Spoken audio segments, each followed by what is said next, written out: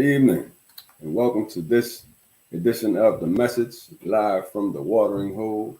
I am your host, Brother Brian L. King, presiding messenger of the Lafayette Center of the Society of Knowledge, Incorporated. And this show is produced by the Lafayette Center of the Society of Knowledge, Incorporated. And we welcome you to this week's edition of The Message. Today is February the 21st. We have an interesting, exciting show prepared for you guys tonight. It's a good conversation. And again, I'm no expert. I come to you today, again, just as an ordinary individual. Just like any other ordinary individual.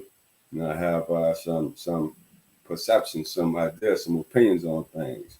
Right? And today is an opportunity at this time for us to share one to another our opinions on things. And let's see here, this show this evening, the topic is the subject matter, slavery, your choice. Slavery, your choice. So we'll get into that. We'll get into that as the show continues to go on, as this conversation continues. We'll get into that. And again, excuse me. And just again, this is a production of the Society of Knowledge Incorporated. The Society of Knowledge is an interdependent, interdenominational spiritual religious organization. Welcome persons from all backgrounds, faiths, beliefs, etc. To come and join us and converse with us, and that is with one purpose and one purpose only in mind: to deliver the message that God is Almighty. And as you may have saw on the screen a few moments ago, during those introductory credits, there was an acknowledgement. And I'll go ahead on and add that. There we go. The acknowledgement. This is the acknowledgement, of the Society of Knowledge Incorporated. Again, like I said, we welcome persons from all different backgrounds, faiths, or what have you. And our commonality is that we have an understanding that there is a being that is supreme. That's not partially mighty, but is almighty. Some persons, some faiths call it that being Allah. Some people refer to that being as Jesus or Yahweh or Buddha or various different terms over the course of the eons of this earth being this earth, of this universe being this universe, of persons being persons. The persons have come to understand that being by various names. Personally, I've come to understand that being as that which is all things, Twiat. But again, neither here nor there. This acknowledgement. Go ahead on and recite that for those that may not be looking at the screen, but that are listening in. Go ahead on and recite that acknowledgement. I know that everything that ever was, is now, or ever will be, is a piece of God. I know that everything that ever was, is now, or ever will be, was made by God. I know that everything that ever happened, is happening right now, or ever will happen, was made to happen by God. I know that God has a master plan for all time and all creation. I know that God is Almighty. I say, Amen. Hallelujah. Righteous, right on. And again, wherever you saw that term, God, just insert your own understanding of what that being is. So as we get into this show, again, we have a couple of guests in the building with us tonight. If you're all ready to join in, just go ahead and give us a thumbs up. Go ahead on and add it to the stream. All right. If you're putting the thumbs up, I can't see it. You have to put it in the camera. All right. See one thumbs up. I see two thumbs up. All right. Let's see here. ISIS. That was done tonight. You have to unmute your mics. Unmute your mics. I'm doing well. I am thankful. That's amazing. It's great to have you on board. Looking well tonight. Looking well tonight. Look forward to engaging in this conversation, this discussion. Let's see here. Elder Messenger. Brother Donatus. How we doing tonight? Good evening. Good evening. Good evening. It is a pleasure as well to have you on with us tonight as we get into this conversation. Last week, last broadcast was kind of like an introduction. Just drew this topic out there. Slavery is your choice. Okay. So I got said a few words on it, not many words. Like I said, it was just a matter of introduction. About slavery being one's own choice. And so that's what the conversation is about tonight. Let's see if we have any introductory commentary on that subject matter there. The floor is open. Again, this is a conversation. I'm not here to suggest that anyone on this broadcast tonight is correct in what they are or in their perspective, except to the fact that their perspective is their own, and they are more than correct in that. And all right, so like I said, if the floor is open. If anybody would like to share their thoughts on that subject matter, I have a few thoughts prepared myself. But I like to see, there's a conversation.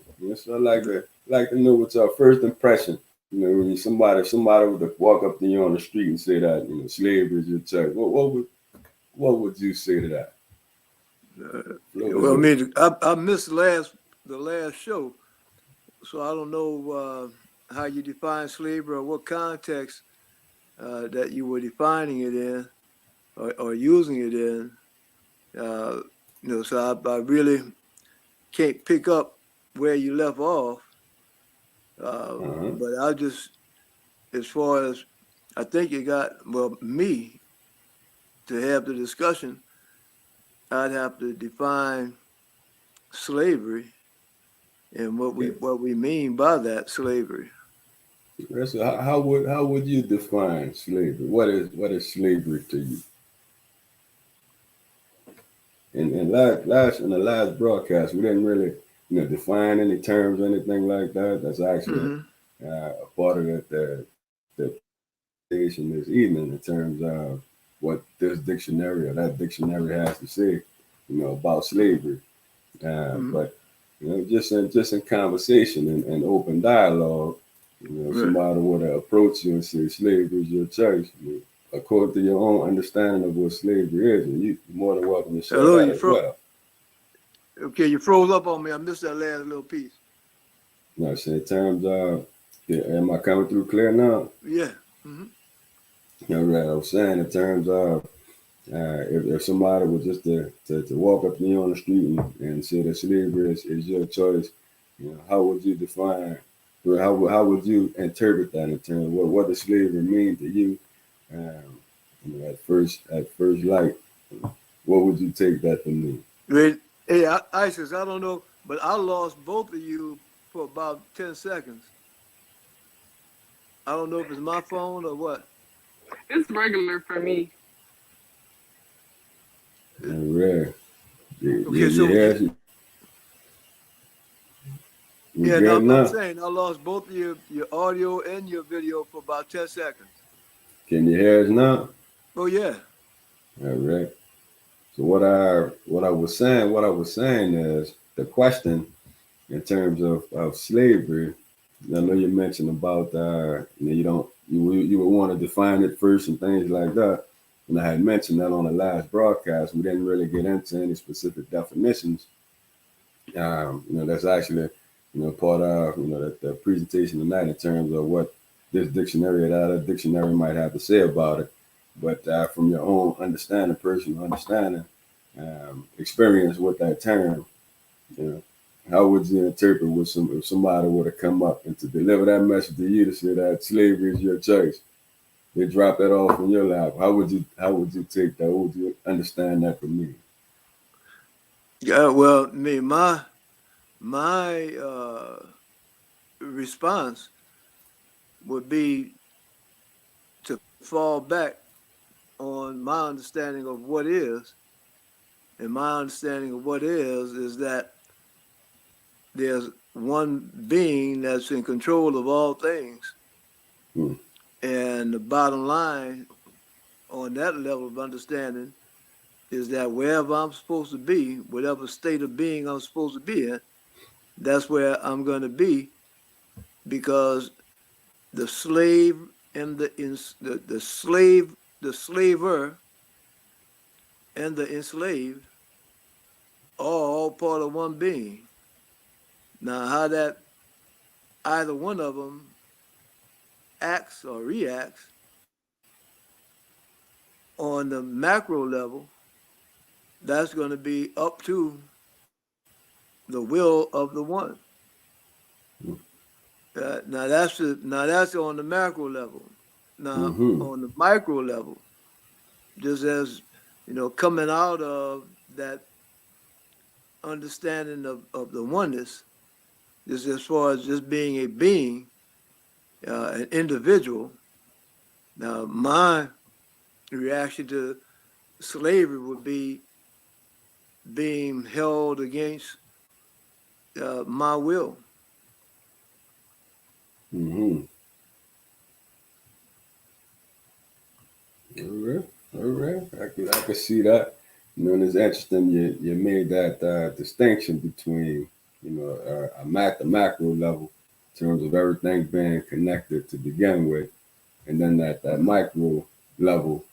Um, 'Cause that's essentially how one's perception can be in consciousness, right? So you have the subconscious, which would be that macro level, and the conscious, which would be that micro level. So on that macro level in the subconscious, everything is connected. And once you cross over into that individual consciousness, you can kind of see how one could look at somebody else trying to exert power over them. And I see you just blanked out for a second, so I'm not sure if you were catching.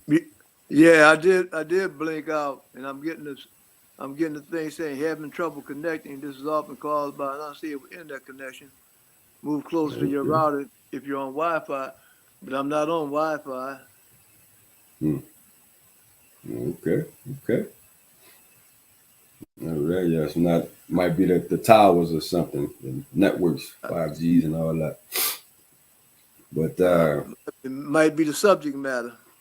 might be, the power, the quote powers that be seem Uh-huh. maybe a little bit hesitant about letting this message go forward clearly. Correct. Correct. Yeah, it might upset the apple cart, as they say. Right. Right. Yeah, but yes, I mean, I was mentioning about the macro and the micro in terms of how you said it, and everything being connected. That kind of relates to the subconscious, where everybody is pretty much connected to all things, right? In some kind of way, Mhm. like a mycelium network. And then you have the individual consciousness, um, where you get into the micro level, and you could look at another individual and question their authority over you.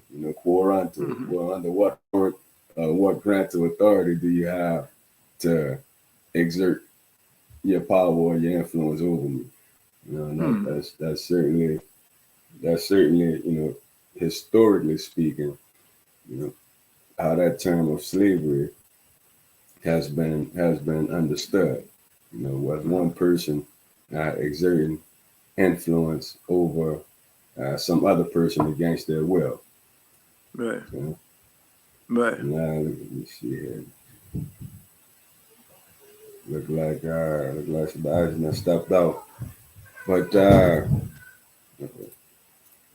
yeah, so this conversation, again, it kind of devolved or evolved out of, I was listening to a record You may be familiar with this record.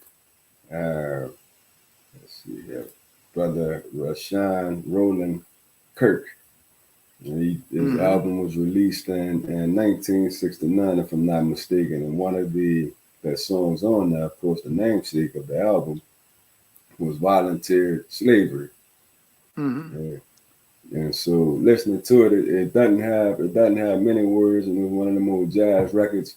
And that brother Kirk, he was a jazz musician, a multi instrument playing musician. And you can see on this, if it's coming through clear on that Yeah, picture there, you yeah, see he had yeah. about three different instruments in his hand. He got the saxophone that he playing, then he got a couple other things around his neck. You know? At one, I'm familiar with it, brother. At one time, he was called Rashawn Roland Kirk. Right, right. That's his full title there. Then he dropped that, I believe, and just started going by Roland Kirk. Well, it might have been the other way around. But yeah, so he released this album, and it's like I said, one of the songs was "Voluntary Slavery." Now this is around the time, right after the Civil Rights Bill had been signed, so integration was in full effect at the time in terms of desegregation and whatnot. Yeah, so I could only imagine, what he could have been, the type of things, that's in the macro environment, right? Well, in terms of the United States of America, that's where we from. Um, so this is the macro environment Hello. about yes. Yeah, can you hear me? Yeah, yeah. Blanked out just for a second. Again, for a second. Yeah, Okay. right. Yeah, so just mentioning in terms of the environment that produced this song, that produced this Uh, album and this song. And so not many words on the song, but there's a few right up front at the beginning. And I see we have some ice back right now. If you like to share your thoughts, I know you kind of stopped out a little bit. We didn't get a chance to get to you. If you have any thoughts right now to share up front in terms, your first impressions. Somebody walk up to you and say, you know, slavery is your choice, or slavery your choice. What would you take offense to that, or how would you perceive what they're trying to put down? I think that that is true. Think it's true? What's true? That slavery is a choice Okay. because because you don't have to do anything. Anything that you're choosing to do, you're making the choice to do that. Even if they are saying, I am going to kill you if you don't do this, then you still are making a choice to say, well, dang, I don't want to die. So you just choose to do that. Why don't you just, if you really don't want to do it, you can just die, Hmm. quote unquote Interesting. die. But. Interesting. There's this phrase that people would say, get down or lay down. Right? Either you get down with the crew, or we gonna kill you.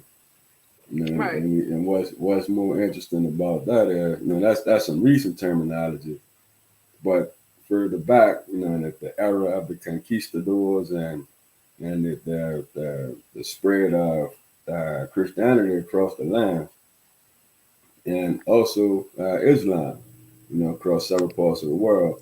One of the things that they will stand on, or after they invaded an area, they pretty much, the battle is over. All of the fighting people or have been either executed or surrendered already, and they would ask them, "Do you want to convert to this religion and become subject to our state, or do you want to die?" It was those were your options, and some people, they chose to take the second option. Instead of submitting to some converting to some new religion, and or being subject to some other state or becoming a citizen of some other state, they chose rather to end their life at that time. So it's interesting that you mentioned that, and also the phrase that you use, that or Well, how you put it? Die or what it was? How you said that? Yeah, I said die. Yeah, He I said did. die or something else, or perception of death or something like that. You said. Right. Because I mean, if you know that you're not really going, like, this flesh might not be whatever, but if you really know that you're going to continue to like go on, then you are choosing to submit to whatever this slavery thingy is. You don't have to do anything at all. Hmm, interesting. Interesting. It's an interesting perspective on that. So what do those people know, right? That chose to die. You know, that doesn't exist really, huh? Right. Like they They say, just like they said, I'm say. checking out of this. I'm not doing this, so goodbye. Okay. Like they say in science class, just need to create another straw. It's just transform, from one state to another state or some other state. So that's appreciate you for sharing that perspective, that understanding. You know? And so like I was saying the other day, to get back to Brother Kirk and this song that he was saying, there's three lines. Yeah. And I can sing them, or I could just read them regular. But I think I'd rather just go ahead on it and have the melody. Yeah. He said, "Voluntary slavery, it's got me on the run. Voluntary slavery, it's got me having fun, etc., etc., etc. Voluntary slavery." Then it goes on for a little while, then he comes back and says, "Voluntary slavery, it's something that we all know." Then he repeat that again. That got me mad.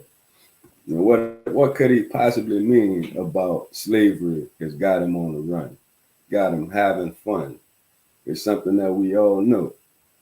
How could we all know about this thing called voluntary slavery?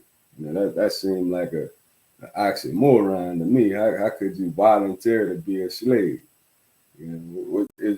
Does that make sense? I mean, what would y'all say? Is it possible to volunteer to be a slave? I know style you just mentioned about everything. Everybody's a slave, right? Or every choice you choosing to either get down or lay down, right? So I guess you would say that it is everything is voluntary. Right? Right. Because That's you something. are you are volunteering yourself to be in whatever this is or whatever. Mm. All right. Mm. What would you say? What Right. would you say, Elder Good Messenger? night. Yeah, well, I mean, it brings up an interesting concept, and it goes back to what I was saying earlier, that volunteering to exist and function on this level of consciousness, whereas you are a slave to all the vicissitudes of existing on this level, as opposed to existing in that state where all this doesn't exist.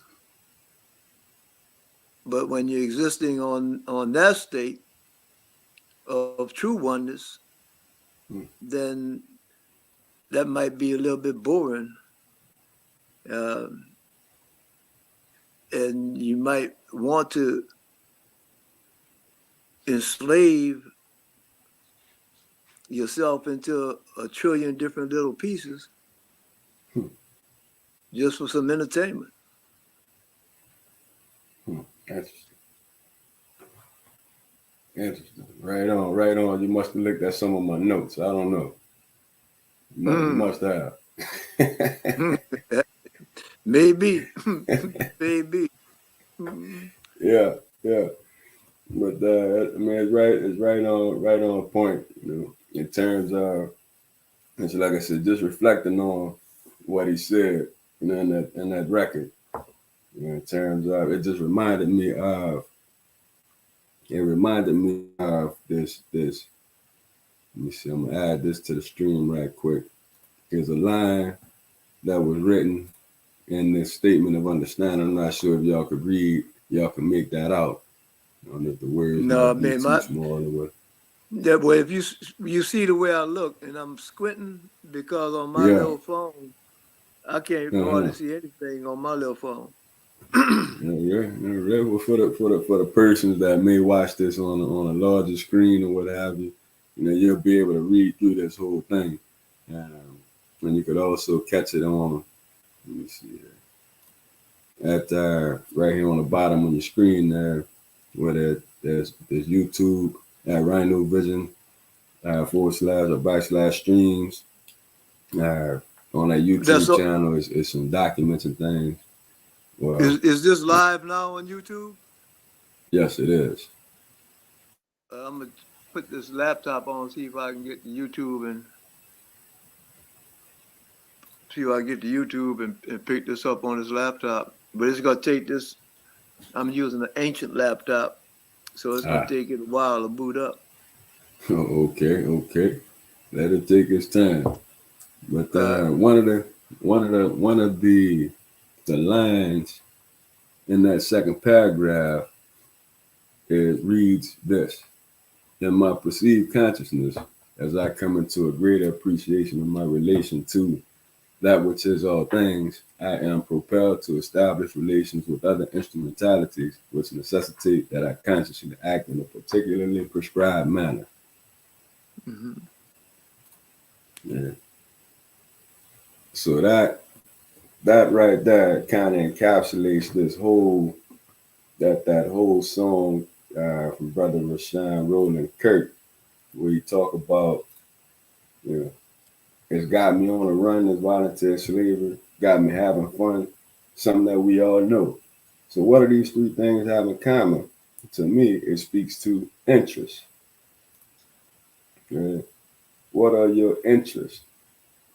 You have people nowadays, they talk about, the paper chase. Well, that's kind of older school terminology, the paper chase.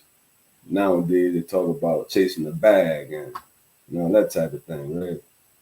And so if that's your interest, right, what are you doing to realize those interests? To what extent are you willing to go, you know, to live a quote luxurious lifestyle, you know, Mhm. to be a professor? What are you willing to do to be a professor? What are you willing to do to have the big house on the hill and things like that? Are you willing to, sell poison to your community, to your family? You know, are you willing to sell them some trash? Anything, put anything on the market just to get some Federal Reserve notes or some gold coins or whatever coming back to you in your pocket. What's your interest? And that's let me see. I had another little note. Yeah. And so when you start to look at it, right, is your interest, your personally perceived interest that would have you quote on the run, right? Studying 14 hours out of the day to pass an exam, right? That'll have you in the kitchen, at 2 o'clock in the morning while everybody else sleeping, so that you can get some plate lunches out there at 10 o'clock when people need to go eat lunch. 2 o'clock interested in going to eat lunch. Now I'm look on. I've Uh-huh. got you on. YouTube. Now I'm okay. So I can hear the you can feedback. turn my phone off. So if you turn the phone off, then you're gonna disconnect from the live stream Turn my phone off. or Okay. put it on mute. All right. Then you're gonna disconnect from the live stream. All right. So I can't watch you on, and I can't connect on the laptop. All right. All right. So I can't watch you on, and I can't connect on the laptop. Right. In terms of participating in the actual stream, like you can leave Right. comments and things. You can leave comments, Oh, and that'll be live. But okay. the actual like video participation and whatnot in the conversation, it'll, YouTube hadn't All right. developed that, or StreamYard hadn't developed that type of communication with YouTube just yet. But yeah, so I mean, with one's interest, yeah, that's what would have you out here having fun, right? If you're pursuing your interests, what else would you be doing other than having fun? I mean, that's what I like to. Mm. As my if I could have coined a phrase, that would be it. Have fun. Whatever you're doing, have fun. Make sure you enjoy yourself. Have fun. When you talk about something that we all know, we all know what our interests are, or at least our perceived interests. I'm sure. Yeah. But at the end of the day, that what I would challenge persons to do is to reflect on that, to see where from where have your interests developed. You know, that's a question. So you might say, I have an interest in buying this bag of Doritos or whatever other kind of chips. Right? You have an interest in buying that and buying that. But ask yourself, where does that interest come from? Right? It's no coincidence that these companies would spend $1 million in advertising. Like some companies, like this is the Super Bowl, NFL just passed a couple Sundays ago, and they had commercials, 30-second, 10-second commercials, going for millions of dollars. Yeah. So now what? And the only purpose of that commercial is to develop an interest in the viewers to go and buy the product or participate and utilize a service. Right? And so when it comes to your interest, why would you want to wear your hair a certain type of way? You look at this you can break this down, all the way to the type of language that you use, the type of clothes that you wear, just anything. You know, where are you developing, or how are you developing your interest? You know? Now, didn't really introduce this terminology. Excuse me. Excuse me. About conformity, right? When you're living inside of a society or a community, how strong is the urge for you to conform to a particular way of viewing something, or wearing a certain type of thing? These are some of the things that you could look at in terms of how your interests are developed, etc. Right? Yeah. Let me See, see. I can't read that writing. Yeah, it's a little too small. I had a different. They had a PowerPoint presentation that I kind of prepared, but the integration, I see is not too great coming through this program here. So I might have to go ahead on and just do a screen share next time to be able to get all the images and things like that across the screen. Let's see. So we had a definitions of that slavery. Again, you might not be able to see that, but slavery, essentially what it means And this is coming from the Etymology and Online Dictionary. Slavery is defined as severe toil, hard work, or drudgery in its original conception. That's what the word means. So that's the denotative definition of the word. Severe toil, hard work, drudgery. Yeah. So hard work, that's what slavery is all about. And I'm of the understanding that hard work pays off 100% of the time. Yeah. Maybe you all have a different perspective of that, whether or not hard work pays off. Yeah, I see, look like you're saying something, but we don't have your volume. Can you hear me? Can y'all hear me?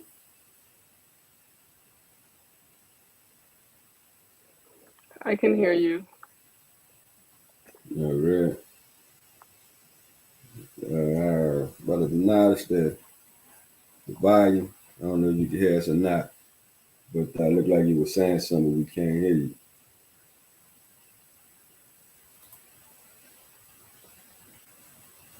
Yeah. So, Darius, what would you say about this idea that hard work pays off 100% of the time?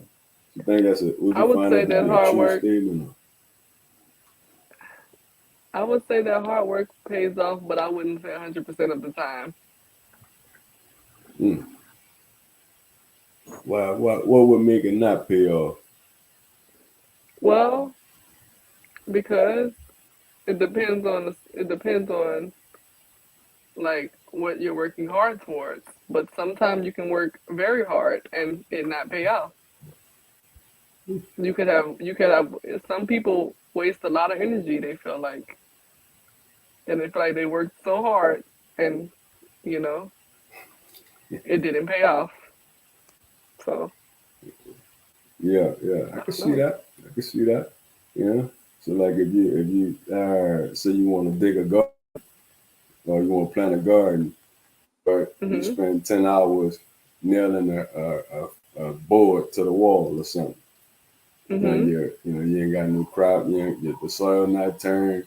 Not ready to receive any plants or anything like that. Yeah.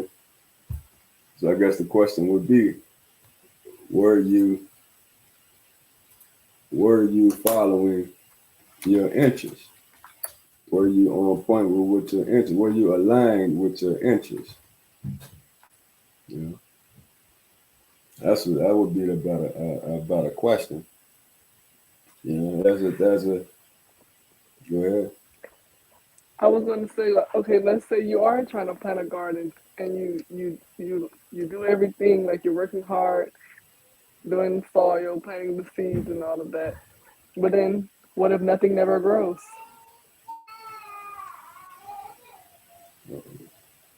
What if nothing ever grows? Right?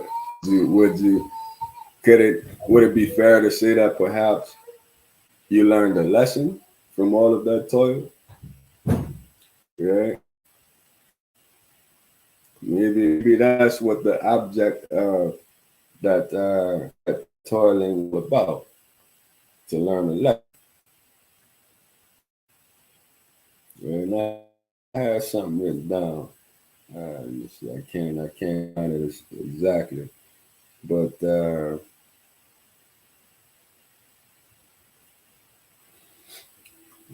see.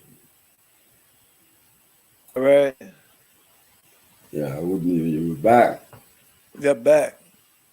All right, all right. So we were having this discussion about hard work paying off 100% of the time. And so the Isis mentioned that she was of the opinion that it does not pay off 100% of the time. You should use an example of planting a garden, trying to plant a garden.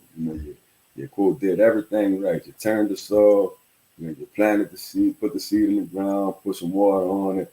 Then when it's time to harvest, there's no yield. She Mm-hmm. equated that to the hard work, not paying off that time around. So I was just Mm-hmm. asking the question, is it possible to look at that or perceive that and and realize that the hard work did pay off because perhaps you learned a lesson out of all of that? Perhaps when you put the seed in the ground, it was the wrong time to put the seed in the ground. Right? Or maybe you did all of that right. You put the Mm. seed in the ground, this other type of thing. And maybe you thought you was right on top. You was big shot, right? You was Going up. the smartest. What'd you say? Going up. Yeah, right. Looked like we might have lost him. But could there still be a lesson in all of that? Right? Perhaps the lesson is what the message of this show is all about. And understanding that God is almighty. Right? And that God's will be done. Yeah. I don't know. What would you say? I mean, would that be fair to say or not? I mean, yes, from a macro level, yes, we understand. We know that everything is going to happen. We know that it's all happening for a reason. Nothing is happening by an accident. And we know that I didn't till the soil and do all this for nothing. But when you zoom in and you come into your human experience, it can feel like all your hard work did not pay off. But as the story keeps going along, at some point you'll be able to look back and say, that's why that happened, you know? Ah, there's a master plan, huh? For all time Right. and all creation. Hmm. So how expansive is your vision? Can you see tomorrow today? Or can you see 1,000 years from now today? Or whenever tomorrow comes, even though you couldn't see tomorrow, can you appreciate that tomorrow is because yesterday was? Hmm. You know. But on a lighter note, right? Even the more, even sticking on this micro level, I would still say that hard work pays off 100% of the time. But then I would ask you the second question: are you the one benefiting from your hard work, or what percentage of your hard work are you benefiting? Yeah. Uh-huh. Well, So, okay, this is just a perspective. right. Is it not okay for me to want to benefit off of my own hard work? That's perfectly normal, Okay. right? So now you have, and I'm gonna use this example. You have an employee and a business owner. And Hmm. let's say that let's look at a sports figure, right? A professional ball player. They might be making $10 million a year, right? Now, if they're making $10 million a year, right, off their hard work, how much is the team making off their hard work? The owner of that team making off of their hard work? How much is the league making for that team's hard work? Right? Interesting, right? But then also to take it out of that and put it in a more commonplace, common day, or ordinary day, a business owner, right? So now you have an employee, you pay that employee $10 an hour. They're working hard. They're just pouring their heart and soul into what's going on. But yet all they're making is $10 per hour for all their hard work. Right? Then a business owner is making 10x that, or 10 times that $10 an hour that they're paying this worker. Yeah. So now you have the opportunity to go and be a business owner yourself. What do you do? Do you continue to be an employee, understanding that hard work is going to pay off 100% of the time, or do you take that chance? You know, go into debt a little bit to get that, to make that, to become that business owner, yeah, and to benefit 10x off your own hard work, off your hard work. But I would say the employee that is working hard, they at some point they would benefit off of their hard work if they because they can get like these bonuses and a raise and all of these different things that the company recognizes them doing all of this hard work. The value, And right? The for value. right, for the employee, it might be more beneficial and, you know, more conducive for them to just be a worker because it's not as Mm-hmm. much, you know, as being the actual business owner and everything that comes with that. Right, Some right, people are okay with not having to deal with all the other stuff. righteous, It's righteous. not So as they, much, so their hard work is you know, as being the actual capped business at. owner and everything that comes with that. Right. Some people okay with all the other stuff. You said, I think somebody may have getting a little bit of feedback. Might have something else playing in the background. It might But be Mr. DNK. all right, let's see. We got another guest on with us, brother Frank. Brother Frank, are you there? All right, right. He'll come in when he come in. But all right. So listen. Then let me see. Are we good?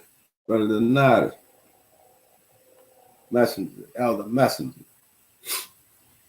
Can you hear us? So we coming through clear to you. Think you look a little bit of frozen on our screen. Mm-hmm. But yeah, so understanding that that concept of persons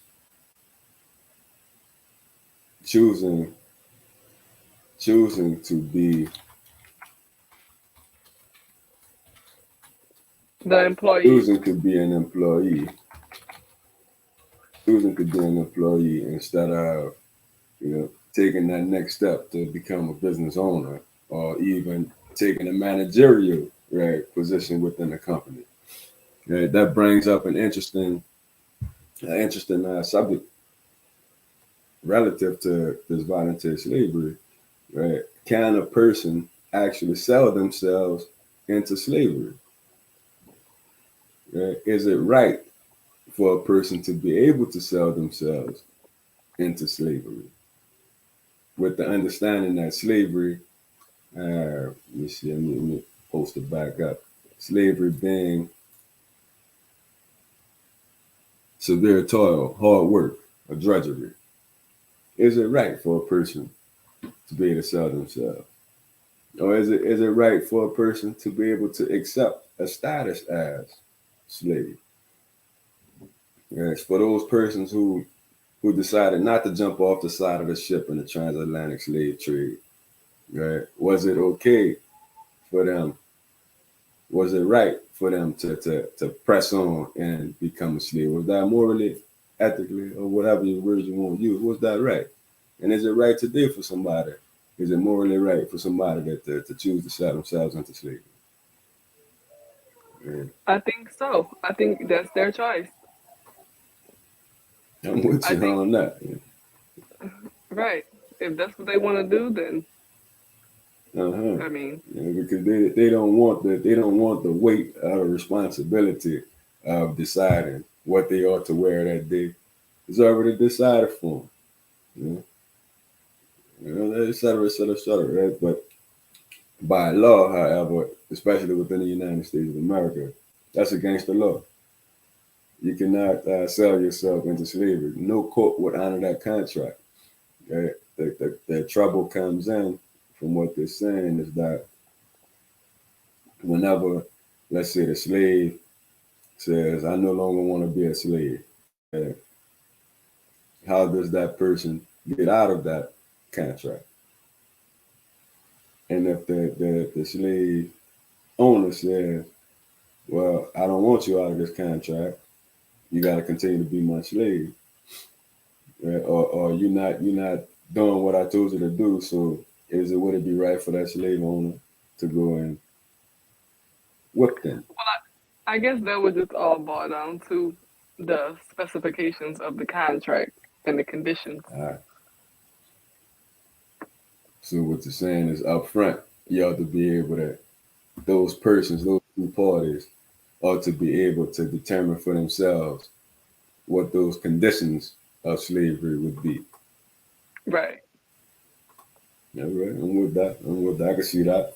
I can see that. You would hate to have a situation where a person is, can't get out of a contract. But it's interesting that looking at how things play out, in a macro environment, considering nations and how nations deal one to another. Like, sometimes it boils down to war in terms of enforcing a position, enforcing the contract. That's what it comes down to, force. When talking no longer, when talking no longer can get it done, agreements, people can't sit down and reason one to another. They can't recognize that my interests may have changed, etc. My perspectives on things may have changed, you know, and being able to determine, is there a way for us to continue to coexist within all of this, these changing interests, or like uh, like I said earlier, you know, like I said earlier, your perceived consciousness coming into a greater appreciation of your relation to that which is all things. Right? Before I might have thought I was a boxer, right? Or I might have thought I was a chef, but today I see that I'm a jailer, I'm a policeman, right? And so now I have to consciously act in a way that would fulfill my understanding of myself. Right. Yeah. And let's see. We all running kind of long. We are running kind of long. I think we kind of got to the got had a pretty good conversation, pretty good discussion, pretty full discussion. Um, so just a couple things, something I want to leave y'all with to consider. And we'll be back. We'll touch on this subject matter again at some point down the line. Touch on this. I'd like to leave y'all with these few questions to consider uh, as we close here. Just a few questions. Now, we already touched on this first one up there. From where have your interests developed? Right. Then what type of slave are you? Right. And we come to a consensus that we're all volunteer slaves. Yeah. Slaves to our interests. Yeah. So what are your interests? That's the question. Right. What have you voluntarily enslaved yourself to? And what percentage of your hard work reflects in your own life? Right. So just reflecting on some of these questions or what have you. Reflecting on some of these questions. Let's see here. And as we close, as you like to share leave y'all with these thoughts. That's kind of been touched upon a little earlier. You know. And I see we have a comment there from Brother Frank. If it's in their best interest, it's yes. To be a slave is to be a servant. We serve. Uh-oh.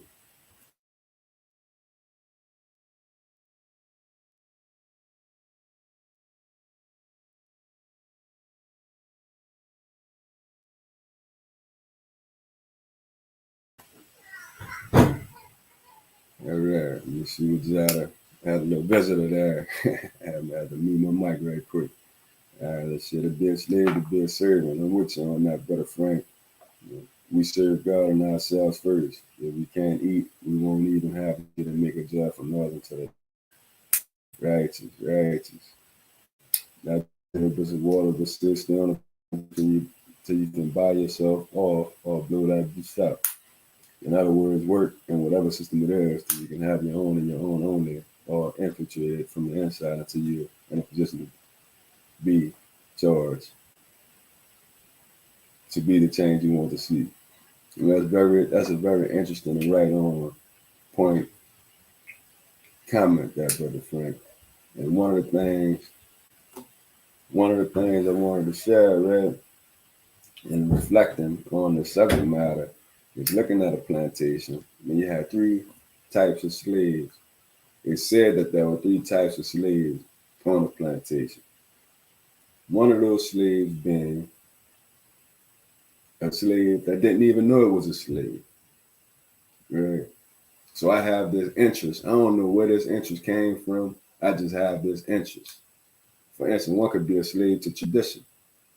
You know, I cut a half of the chicken and throw it in the trash because that's what my mom did. That's what our mom did. That's what et cetera down the line.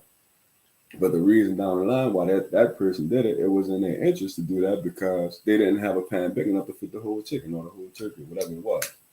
Yeah. So they had a valid interest there, a valid interest in throwing away half of the product. You know, could that have been considered wasteful? Who knows? Right? But yet they still had a valid interest. Nowadays, you're cutting away half the chicken. Why? Just because somebody else did in the past, you've been wasteful at this point. You have a pan big enough. Yeah. It's interesting, right? And so the second type of slave, those that know that they're a slave, right? But they lack the imagination or the fortitude to see anything beyond the plantation. Yeah, yeah, I'm a slave, man. What? What else is there? Yeah, yeah, I'm throwing away half of this chicken. Well, what else can I do? Yeah. Then that there are those on a plantation, know that they're slaves and are willing to do whatever it takes to get out of that condition. Yeah, my interest might have been a baker today. I wanted to be a baker. I had an interest in being a baker. Right now I'm doing everything I need to do to be a baker. But now my interests have changed. Right? I want to be a fireman. Right? So now I have to remove myself from this baker and go to this fire department. But if I make this move, I might be hungry. I ain't gonna have no money coming in. I ain't gonna be able to do what I need to do to keep the lights on, et cetera, et cetera, et cetera. Right? Those are the persons that'll stay on the plantation if they fall into those excuses. But those persons that know they're a slave and willing to get out, I don't care. I'm gonna be hungry for a couple of days. You know, man, I sleep in the dark. You know what I mean? Willing to do whatever it takes to make that transition, to make that move, emancipate themselves from one owner or one interest to another interest. Yeah, it takes a strong individual to be able to do that. A persistent individual, right? A person with imagination, with vision, with some with hope or whatever, you know. But it takes a person courage, you know, to be able to go without in order to have. Like this, I do today what others won't, so tomorrow you can do what others can't. Right? But I leave you with this commentary here.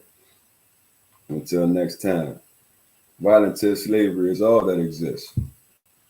We are all slaves to ourselves. We are that which is all things. We have manifested ourselves to enjoy this experience as that which is all things. All that we do is in service to that which is all things.